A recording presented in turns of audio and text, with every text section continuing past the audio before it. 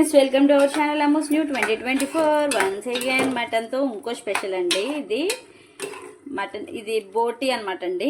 బోటి అండ్ మనం ఇప్పుడు బోటితో చింత చిగురేసి కూర అలా చేయాలనేది మీకు చూపిస్తాం అనమాట అండి. చూసారు కదా, ఇవన్నీ అన్వీ స్పెషల్స్ అన్నీ అత్తయ్య గారు వండుతుంటారు, నేను వీడియోస్ తీస్తుంటానండి.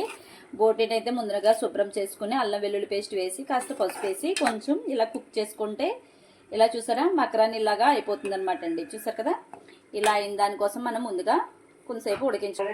దాంట్లోకి ఉల్లిపాయలు పచ్చిమిర్చి అయితే కట్ చేసి పెట్టుకున్నాను ఫ్రెండ్స్. మెయిన్ ఇంగ్రీడియంట్స్ చింత చిగురు ఫ్రెండ్స్. ఇదిగోండి చింత చిగురు అయితే అత్తయ్య బాగా చేస్తున్నారు. ఇలా శుభ్రం చేయడం చాలా ప్రాసెస్. ఎంత గత్తర వచ్చిందో చూడండి ఇందులో. చూసారు కదా, ఇలా 1 by 1 ఒక్కొక్కటి పించ్ మనం శుభ్రం చేసుకోవాలన్నమాట.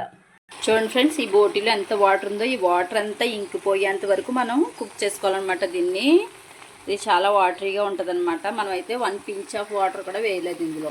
శుభ్రం చేసుకున్న చింత చిగురిని ఇలాగ కొంచెం కచ్చబచ్చగా మిక్సీ ఆడుకోవాలండి. అంటే ఆకు ముదరదు కాబట్టి అదే లేతదైతే డైరెక్ట్ వేసేసుకోవచ్చు అనమాట, ప్రాబ్లం ఏమి ఉండదు. ఇదిగోండి ఫ్రెండ్స్, చూసారా మొత్తం ఆయిల్ వాటర్ అంతా ఇంకిపోయింది అనమాట. ఇప్పుడు ఇది పక్కన తీసేసుకోండి ఫ్రెండ్స్. ఆయిల్ హీట్ అయింది. ఇప్పుడు ముందుగా కట్ చేసుకున్న పచ్చిమిరపకాయలు ఉల్లిపాయలు వేసుకొని ఒకసారి వేయించుకోవాలి. గోల్డెన్ బ్రౌన్ వచ్చేంత వరకు వేయించుకోవాలి ఫ్రెండ్స్. కొంచెం ఉప్పు అండ్ పసుపు కూడా వేసుకున్నాం తొందరగా కుక్ అవడం కోసం ఆనియన్స్. ఇదిగో ఫ్రెండ్స్, మనం ముందుగా బాయిల్ చేసుకున్న బోటి ముక్కలను కూడా ఇందులో వేసేసుకున్నాం అనమాట.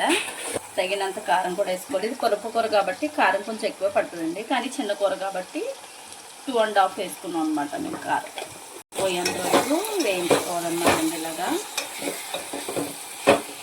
మనకి పచ్చివాసన పోయేంత వరకు కారం వేగింది కాబట్టి కాస్త వాటర్ ఆల్రెడీ బాయిల్ అయిపోయింది కాబట్టి మనం ఎక్కువ వాటర్ యూస్ చేయట్లేదండి, కొంచెంగానే యూస్ చేస్తున్నాం. ఇప్పుడు గుమగుమలాడుతుంది కాబట్టి ఫైనల్గా మనం ఏ కూర అయితే ప్రిపేర్ చేస్తున్నామో మెయిన్ ఇంగ్రీడియంట్స్ అయినా చింత చిగురిని మనం ఇందులో వేసేసుకుంటున్నాం అనమాట. ఇలాంటి కూరలు ఉండడం మా అత్తయ్య స్పెషల్ అని చెప్పాను కదండి. సో ఇది మన గోంగూర చింత చిగురు గల్లబోటి కర్రీ అనమాట. వితిన్ సెకండ్స్లో మనకి ఇది రెడీ అయిపోతుంది అనమాట. టేస్టీ బోటి గల్ల బోటి అండ్ చింత చిగురు కర్రీ అయితే ప్రిపేర్ అయిపోయిందండి. ఇంకెంత కలిసి వడ్డించుకొని తినడమే.